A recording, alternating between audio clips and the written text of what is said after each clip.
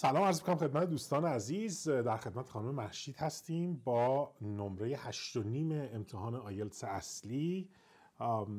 لیسنینگ و ریدینگ رو ایشون 9 گرفتن و سپیکینگ و رایتینگ رو 7.5 با اوورال 8.5 نمره فوق‌العاده بالایی گرفتن. تبریک عرض می‌کنم خدمت شما.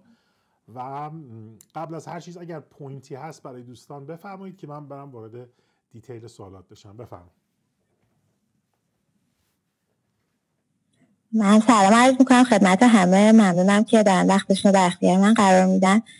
امیدوارم که بتونه صحبت‌ها مفید باشه. ولی یه چیزی که میخواستم تاکید کنم این که هر کسی شیوه یادگیری خودشو داره و اون چیزی که من میگم الزاما برای هر کسی درست نیست. اون چیزی که برای من جواب داده بوده. بله، بسیار عالی. اول از همه بریم سراغ بک‌گراند زبانتون که سوال خیلی از بچه‌ها بود. میگفتن کسی که همچین نمره خیلی بالایی میگیره حتما سالیان سال با زبان کار کرده و این کار یه ماه و 2 ماه و 6 ماه نیست. یه صحبتی راجع به بک‌گراند انگلیسیتون بگید. چقدر باش درگیر بودید و انگلیسی کلا در برنامه روزانه شما چقدر دخیل هست؟ خب این صحبت درسته، چون من از وقتی یادم میاد دارم برم کلاس زبان. از 2-3 سالگی مادرم با هم کار میکردن و حتی نوشتن انگلیسی رو من قبل از فارسی یاد گرفتم. ولی دوست داشتم زبانو، یعنی یادگیریش برام بیشتر یه تفریح بود تا یه کاری که وظیفه باشه برای انجام دادن. ولی از یه زمانی اون موقعی که خیلی جدی تصمیم گرفتم آیلتس امتحان بدم به توصیه یه دوستی که ایشون هم اتفاقا 8.5 گرفته بود آیلتسش رو،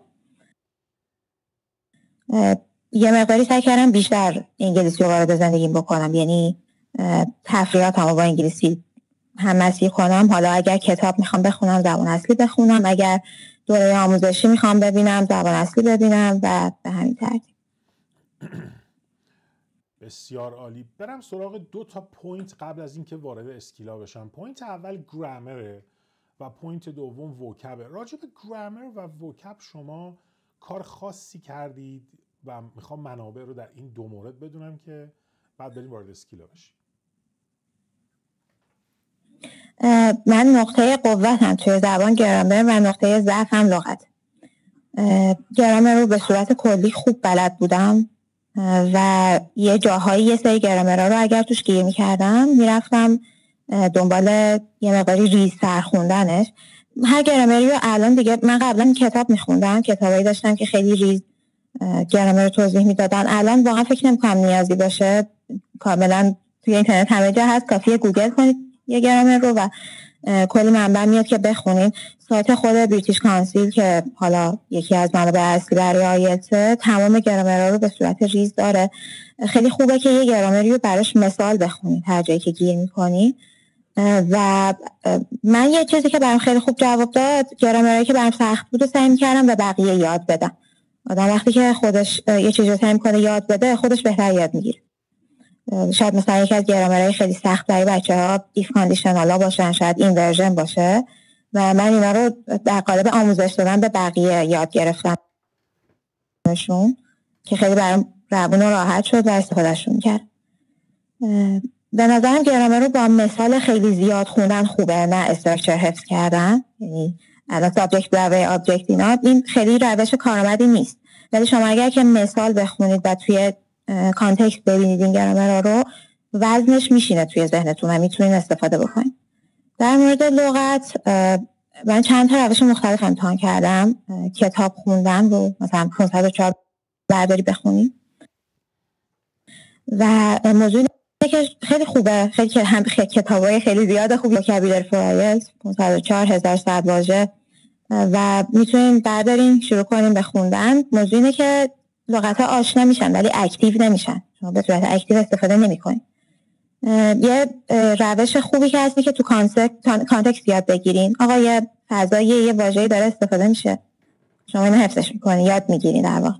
یکی دیگه این که اگر میخواین کتاب لغت بخونین، بیاین این لغت‌ها رو استفاده بکنین. یعنی چی؟ من 5 تا لغت امروز خوندم، با این 5 تا میام یه متن می‌نویسم. 5 تا لغت دیگه فردا میخونم، حالا 10 تا لغت دارم باهاش یه متن مینویسم. و وقتی که شما هر روزی 4-5 تا کلمه به این لیست اضافه میکنید و مرتبا مینویسید با حاشیه چیزی، هر چیزی، اصلا مهم نیست چقدر طولانی چقدر خوب، حتی این واژه ها اکتیو میشن توی ذهن شما. و الان انقدر هوش مصنوعی زیاد کاربرد داره، خیلی راحت کافیه اون متن رو بدین به مثلا چت جی پی تی و بگید که اصلاح کنه اگر جایی اشتباه دارید. و اگر اون واژه ها رو اشتباه استفاده کرده باشین، درستش رو بهتون نشون میده و یاد میگیرید درست استفاده کردنش و اینطوری اون واژه ها اکتیو میشن. من تقریبا 1 سال اینو یه مقداری مسترانه ترین کار انجام دادم. خیلی مشکل منو حل کرد توی این زمینه. فقط این که در مورد لغت، شما بجز این کتابای کلیشه‌ای که در بازار هست، آیا کتاب آکسفورد ورد اسکیلز فوکس آن وکاب 1، 2 و کمبریج vocabulary for IELTS رو هم نگاه کردید به اضافه کتاب English Collocation in Use Intermediate و Advanced؟ اینا رو هم نگاهی بهشون کردید یا خیر؟ من اینایی که کتابایی که گفتم صرفا مثال بودن، من نخوندمشون. کتابایی که شما گفتین رو از بینشون Collocation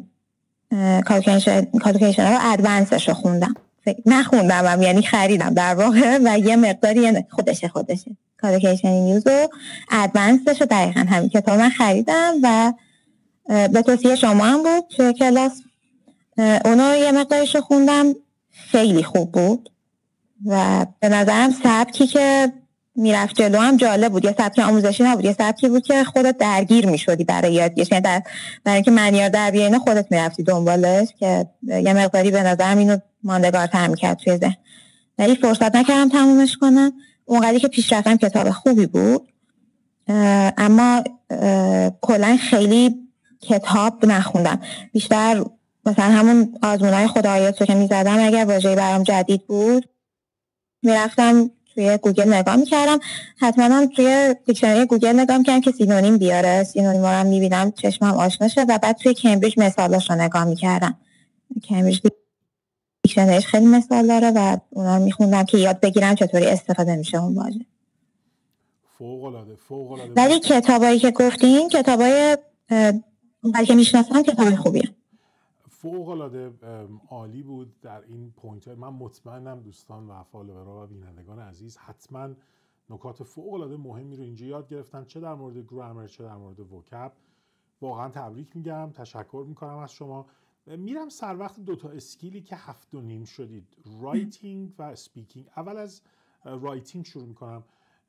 شما رایتینگ رو برای تسک 2 و تسک 1 چه کار خاصی کردید که به این لول برسه؟ چی کار کردین؟ اگر پوینتی بود که مفید بوده اون رو ممنون میشم بگید.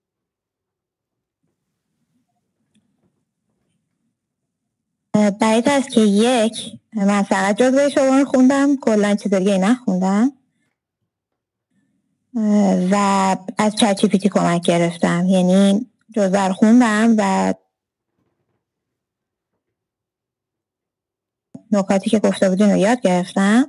بعد دیگه مثلا میومدم صورت سوال رو میدادم به چت جی پی تی و میگفتم که یه جواب براش بنویسه برای مثلا نمره 8. حتما یه نمره حداقل انجام بدین، ولی 9 نه دیگه، چون که وقتی بگیم برای 9 بنویسه خیلی متن سنگین میشه، یه مقدار ارتباط برقرار کردن باهاش سخته.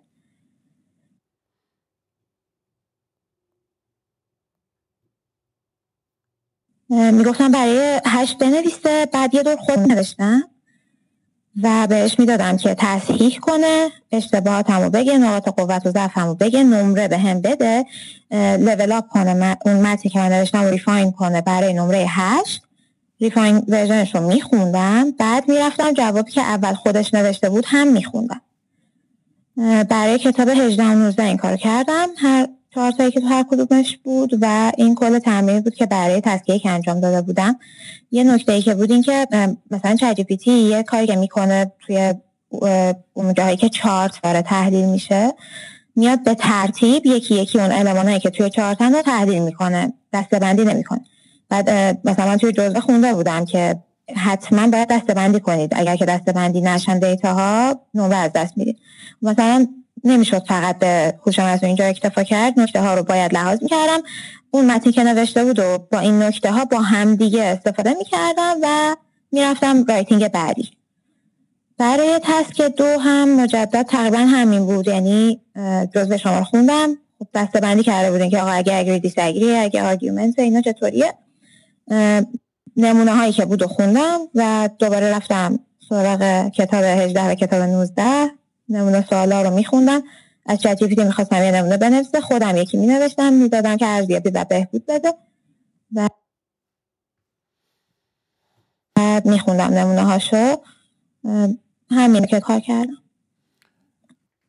بسیار بسیار عالی. و اینجا نقش بارز چت جی پی تی مشخص میشه. اما نکته‌ای که من برای دوستان میخوام بگم اینه که چت جی پی تی به تنهایی، منو تصحیح بفرمایید اگر اشتباه میگم، به تنهایی جوابگو نیست. یعنی اگر شما بدون حضور استاد، کسی که کار بلد باشه، خودت بشین با چت جی پی تی کار کنی، آنچنان نتیجه درستی نمیگیری. شما یه گایدنسی داشتی، یه ورودی داشتی، میدونستی اوضاع چیه و این به شما کمک کرده. درست میگم؟ دقیقا همینه. من گفتم توی تسک یکم اگر که نکات جزء رو نداشتم اشتباه متوجه می شدم روند نوشتم. یه مورد دیگه هم که بود توی تسک 2 این خیلی بیشتر نمود میکنه. مثلا شما اگر بیای این ورژن توی متن استفاده بکنی، چت جی پی تی میاد به عنوان یک ارور توی این متن رو بررسی میکنه، یعنی میگه که اگر این رو ساده نویسی کنی مخاطب بهتر منظورتو میفهمه. در صورتی که شما وقتی یه دونه این ورژن توی متن استفاده میکنی، خب نشون میده که من بلدم دیگه، یه گرامر تخته‌ای بلدم، نمره میده. و اگر که یه معلمی کنارت نباشه، جزء کنارت نباشه، خب اینو به اشتباه فکر کنی خب بعد این کارو بکنم و اینجا نمره از دست میدی. به صورت کلی یه چیزی که حالا شاید خیلی از آدما با من تو این مورد هم نظر نباشن، ولی به خصوص اگر که تایم محدود داره یه نفر، به نظر من یه دونه کلاس خوب رفتن خیلی خوبه. چرا؟ چون که زحمت کار رو یه نفر دیگه کشیده و جمع‌بندی کار میده دست شما. من گفتم 2 هفته فشرده برای آیلتس خوندم و اون 2 هفته فقط یه جزوه دستم بود، جزوه کلاس شما بود که 1 سال و نیم قبل من اون کلاس رو رفته بودم، ولی جزوه دستم بود، نکات کلاسم توی ذهنم بودم، اما یه جمع‌بندی دستم داشتم برای هر کدوم از اسکیلا به تفکیک. یه جمع‌بندی بود، یه سری موضوع بود، یه سری نکته بود و یه سری مثال کامل با نمره بالا که خب اگر این نبود قطعا توی 2 هفته جمع نمی‌شد. بسیار عالی. الان دیگه فکر میکنم کامل برای دوستان مشخص شده.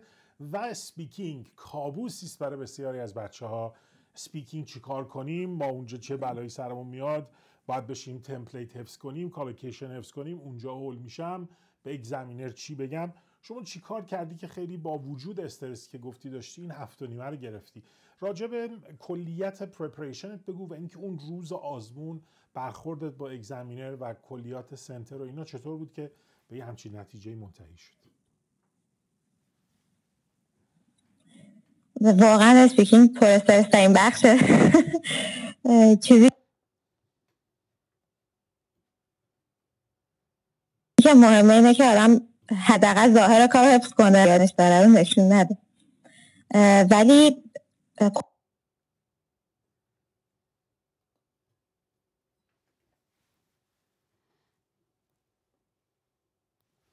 کلا ببین شما نمیتونین آماده باشین برای یه موضوع. هم بچه‌ها همه بدونن که هر 4 ماه سوالای اسپیکینگ عوض میشن.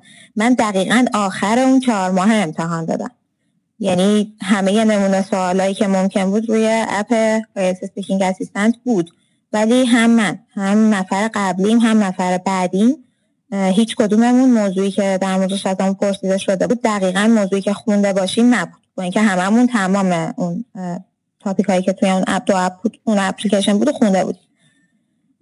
ولی به صورت کلی خوبه که آدم تمرین کرده باشه.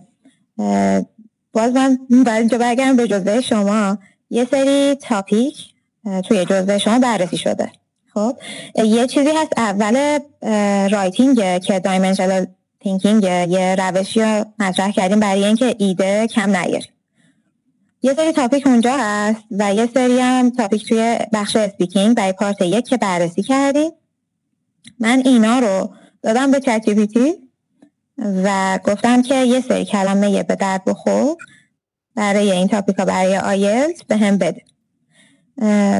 توی اون کلمه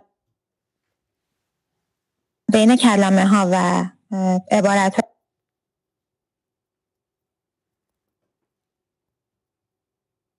هایی که پیشنهاد داد و بهش گفته بودم که بعد یا آشنا بودم یا راحت تر توی ذهنم میمون یا مثالایی که خونده بودم متوجه شده بودم که چطوری درست استفادهش میکنم. 4-5 تا واژه سطح بالا برای هر تاپیک توی ذهنم داشتم. نمونه هایی که توی اسپیکینگ بود، نمونه سوالایی که توی جزوتون بود و خونده بودم. برای نمونه هایی که توی اپ اسیستنت بود باز اونا رو هر کدومش که خودم ایده نداشتم رو داده بودم که به هم یه ایده بده و اونایی که ایده داشتم رو اون چیزی که فکر میکردم یه دور باز داده بودم به چت جی پی تی که یه بهبودی روی جواب من بده. به صورت کلی یه دور حتما باید حداقل چند دفعه روی موضوعی مختلف خودتون رو ریکورد کنین و اینکه میگن وایس بگیرین، من میگم ویدیو بگیرین، قشنگ دوربین بزنین جلوتون خودتون رو ضبط کنین و ببینین که چی میگین، چطوری میگین، چقدر پاز دارین، چقدر اون چیزایی که توی ذهنتون و این به من خیلی کمک کرد. اینکه برای هر تاپیکی من یه سری واژه یه سطح بالا توی ذهنم داشتم بهم خیلی کمک کرد. اینکه و یه کار دیگه که کرده بودم این بود که یه سری صفت هستن تو هر شرایطی شما استفادهشون میکنید، مثل beautiful، مثل good، مثل bad. یه لیستی از اینا توی ذهنم آماده کردم، رفتم سینونیم برای اینا پیدا کردم. سینونیمای سطح بالا. آخه مثلا به جای beautiful بگم stunning، بگم enchanting، بگم gorgeous، بگم captivating. به جای مثلا bad بگم detrimental و به همین ترتیب. یا مثلا interested، اینو تقریبا همه جا میشه استفاده کرد. مثلا absorbed اینم خیلی مناسبه به جای engaged، اینم خیلی خوبه. و همینطوری چند تا معادل برای یه سری صفتایی که همه جا تو هر تاپیکی میشد بگنجونی داشتم توی ذهنم و یه سری قید. این قیدایی هست که ما توی رایتینگ تسک 1 استفاده میکنیم، مثل dramatically، remarkably، significantly، میگیم که increase remarkably، اینطوری اینا رو قبل صفت ها هم خب میشه آورد دیگه. شما میتونید بگین که significantly enchanting به جای اینکه بگی enchanting یا به جای اینکه بگی beautiful. در واقع من یه چند تا قید این شکلی هم حفظ کردم سطح بالاتر که توی تسک 1 رایتینگ هم و توی اسپیکینگ هم به کارم میومد. 1-2 تا گرامر سطح بالایی هم که خودم باهاشون راحت بودم و میدونستم که میتونم حتما در لحظه درست استفاده کنم، تمرین کرده بودم توی اسپیکینگ ها، مثل کاندیشنال ها. من میکس کاندیشنال ها رو خیلی خوب استفاده میکنم. به خودم گفته بودم که توی هر تاپیکی بود حداقل برای پارت 2 اسپیکینگ هم من یه دونه میکس کاندیشنال بچسبونم توی اون موضوعی که دارم استفاده میکنم و این کارو کردم. با اینکه توی پارت 2 من 2 دقیقه رو کامل صحبت نکردم، یعنی انقدر استرس من زیاد بود که یه جایی دیگه واقعا اصلا حرف نمیتونستم بزنم، چه برسه بخوام فکر کنم که چی بگم. و اینکه اون موضوعی که داشتم و در موردش نمیدونستم چی بگم، واقعیت نمیدونستم چی بگم، دروغ داشتم میساختم. و شما تو آیت هر کم آوردی بعد دروغ بگید، اون اگزمینر قرار نیست واقعیت های شما یا نظرات واقعی شما رو بسنجه که سطح زبانتون رو داره میسنجه. و یه جای دروغم تموم شد، نمیدونستم چی بگم. با این حال توی همون تایمی که صحبت کرده بودم هم چند تا از این صفتایی که گفتم و چند تا از اون قیدایی که گفته بودم و این گرامر رو گنجونده بودم که کار خوبی بود. ولی حالا یه چیزی که شاید اینو شما باید تایید بکنید، من نمیدونم که این حرفی که میزنم درسته یا نه، ولی از آزمون که اومدم بیرون این به ذهنم رسید که در مورد اسپیکینگ به صورت کلی در مورد چند تا مبحث مختصر صحبت میشه. یعنی یا شما قراره یه شخص رو توصیف کنین، یا یک مکان رو توصیف کنین، یا یک شرایط رو توصیف کنین، یا یک چیز رو توصیف کنین. حالا اینکه به شما بیان بگن در مورد بست فرندت صحبت کن، یا فامیلی ممبرت صحبت کن، یا همسایت صحبت کن، یا همکارت صحبت کن، یا سوپرمارکتی سر کوچه صحبت کن، فرقی نمیکنه. یه آدم رو شما قراره توصیف کنین. اگر که یه کلیتی در مورد توصیف یه آدم توی ذهنتون داشته باشین، آقا توصیف یه چهره، توصیف شخصیت، مثلا شما بگید طرف دیگنیفایده، طرف ساپورتیوه، یا اینکه طرف مثلا she has stunning eyes and a gorgeous smile مثلا یه همچین چیزی توی ذهنت داشته باشی، خب حالا دیگه هر کسی رو بگه میتونی توصیف کنی. یا یک مکان، حالا میخواد بگه شما دریا توصیف کن، جنگل توصیف کن، سفر رفتی اون شهر رو توصیف کن، شهر محل زندگی تو توصیف کن، اینا هر کدوم باشه آخرش یه محله و شما اگر یه توصیف در مورد یک محل توی ذهنتون داشته باشین، حالا هر کدوم اینا باشه میتونین بهش مرتبط کنین.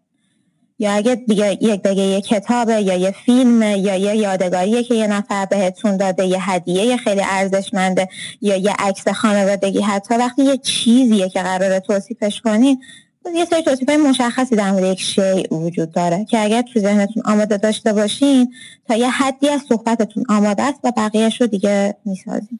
عالی.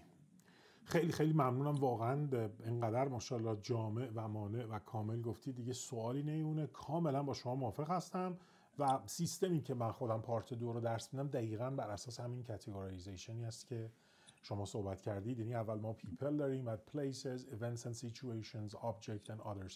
کاملا با شما موافقم و همه چی عالی. بریم سراغ قسمت پایانی برنامه که لیسنینگ و ریدینگ هست. اول بسم الله با لیسنینگ شروع میکنیم و بعد با ریدینگ. 2 تا بک تو بک 9 که دیگه کار رو تمام کردید. خودتون هر جور راحتید از لیسنینگ و بعد ریدینگ شروع کنید و این دستاورد بزرگ رو به عنوان گل سرسبد کارتون توضیح بدید که دقیقاً چه اتفاقی افتاد و چطور شد.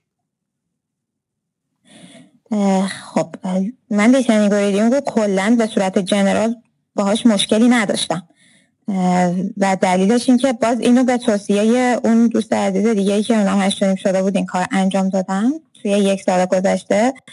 به جای اینکه بیام بشینم برای لیسنینگ آیلتس لیسنینگ بخونم، لیسنینگ گوش بدم، در واقع دوره آموزشی که نیاز داشتم برای تقویت رزومم بگذرونم رو به زبان انگلیسی گرفتم و خب مرتبا میشنیدم دیگه.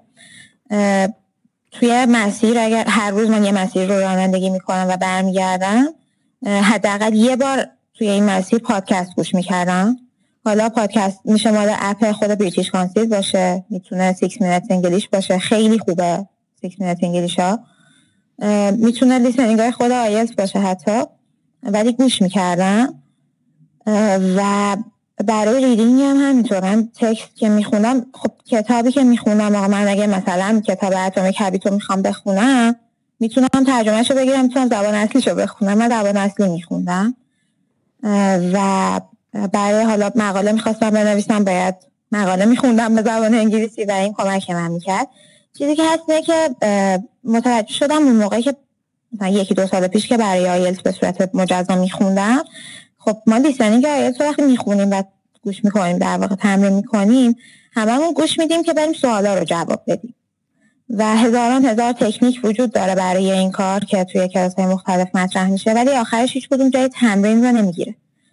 و فکر میکنم یه چیزی که اینجا خیلی من کمک کرد توی هم لیسنینگ هم ریدینگ این بود که من زمانی که خب دوره آموزشی رو داشتم به انگلیسی گوش میکردم یا یک مقاله رو به انگلیسی میخوندم که اونو بفهمم یا گوش میکردم که اونو بفهمم. و اون دوره آموزشی مثل فیلم دیدن خیلی خوبه، یعنی یکی از بهترین کارهاییه که میشه برای تقویت زبان انجام داد. ولی یه مشکلی که داره اینه که شما وقتی فیلم میبینید یه بخشی از داستان رو به واسطه تصویر متوجه میشین، همش رو از اون چیزی که میشنوید متوجه نمیشین. ولی وقتی داری یه دوره آموزشی میبینی همش صداه و باید همش هم بفهمی، الزاما همه رو باید متوجه بشی. اگر یه نفر از در بیاد تو بگه خب الان چی داشتی گوش میکردی در موردش بگو، میتونی بگی چون متوجه شدی. من لیسنینگ آیلتس هم همینطور بود برام، یعنی لیسنینگ وقتی که تموم شد 4 قسمتش و 2 دقیقه وقت داشتم که همه رو نگاه بکنم، توی پارت 1 حتی یه دونه سوالا بود که شک داشتم روی جوابش، برگشتم روی پارت 1 و کامل یادم بود که چی گفته، با اینکه من حافظه خوبی اصلا ندارم. یادم بود چی گفته چون متوجه شده بودم کامل که داستان از چه قراره. انگار که 2 تا دوست من وایسادن جلوی من با هم دارن حرف میزنن، نه یه لیسنینگی باشه که من بس سوالاشو جواب بدم. کامل یادم بود تحلیل کردم اون چیزی که شنیده بودم رو و جواب دادم. فکر میکنم بهتره که لیسنینگ رو متوجه بشید در مورد چیه تا اینکه تمرکزتون روی جواب دادن سوالا باشه. و خب اینکه قبل از اینکه شروع بشه تایم دارین که سوالا رو بخونین، اون تایم رو استفاده کنین خیلی خوبه دیگه که بدونین قراره در مورد چی بشنوید اصلا. یه کاری هم شما یه تکنیکی رو یاد دادین توی کلاستون، این که وقتی دارین سوال رو میخونین توی اون تایم که وقت دارین، حدس بزنین که قراره الان چه مکالمه اتفاق بیفته و قراره چی بشنوین. وقتی آماده باشی براش میشنویش. این به من کمک کرد برای ریدینگ. باز من متن یه دور همیشه متن اول کامل میخونم که بدونم اصلا در مورد چیه، و وقتی که سری میخونمش متوجه میشم خب به صورت کلی چیه. بعد میرم سراغ سوالا. یه سری از سوالا رو جوابش توی ذهنم هست از متنی که خوندم، و یه سری از سوالا نیست که تو ذهنم کجا بود و پیدا میکنم. یه چیزی که خیلی سخته برای همه اون true false not given است. یه جاییه که همه خیلی توش گیر دارن. باز منم توی این گیر داشتم. اینو با سرکس شما یاد گرفتم. گفتی که اگر دقیقاً این رو میبینی، عینش رو توی متن حالا پارافریز شده که خب تروه.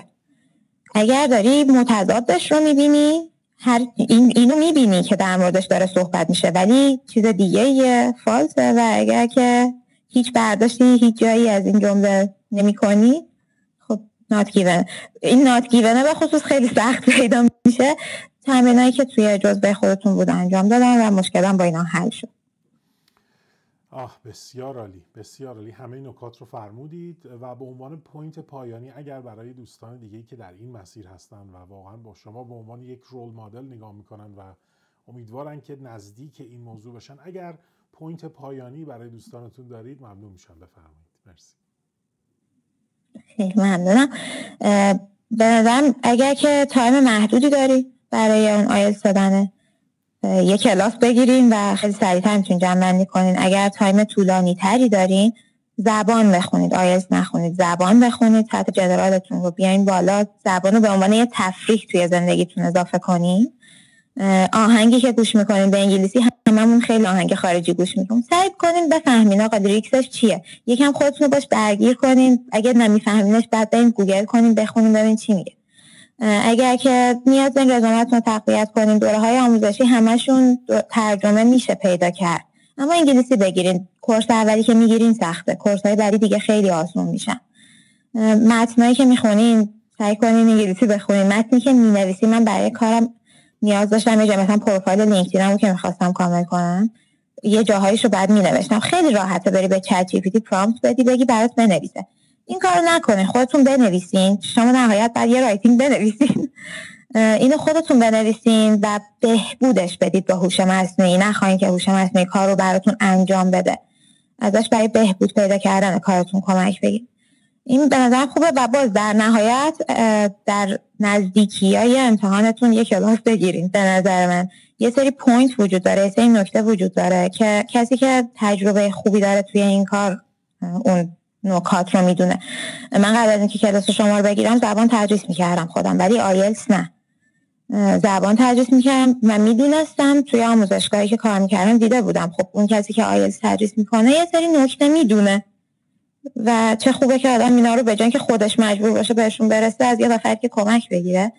و در نهایت یه چیزی که با تاکید خیلی زیاد میخوام بگم، خیلی زیاد، اگر یه چیز از این صحبت‌های من قرار بگیرید این باشه که دست نکنید برای امتحان دادن. این اشتباهی که هممون میکنیم از سر کمالگرایی خیلی بیش از حده. نترسید از آیلتسون، قضا قول بزرگی نیست و خیلی کمالگرا نباشین توش. به یه نقطه‌ای برسید و امتحان بدید. خیلی خیلی ممنونم. واقعا تشکر میکنم از این وقتی که در اختیار ما و دوستانمون قرار دادید. بهترین ها رو برای شما آرزو میکنم و انشالله که این موفقیت بزرگ شروعی باشه برای زنجیره از موفقیت‌های بیشتر در زندگیتون. انشالله که همیشه موفق باشید. ممنونم. باهاتون خداحافظی میکنم. خدا نگهدار. خیلی ممنونم و همچنین برای شما. خدا نگهدار.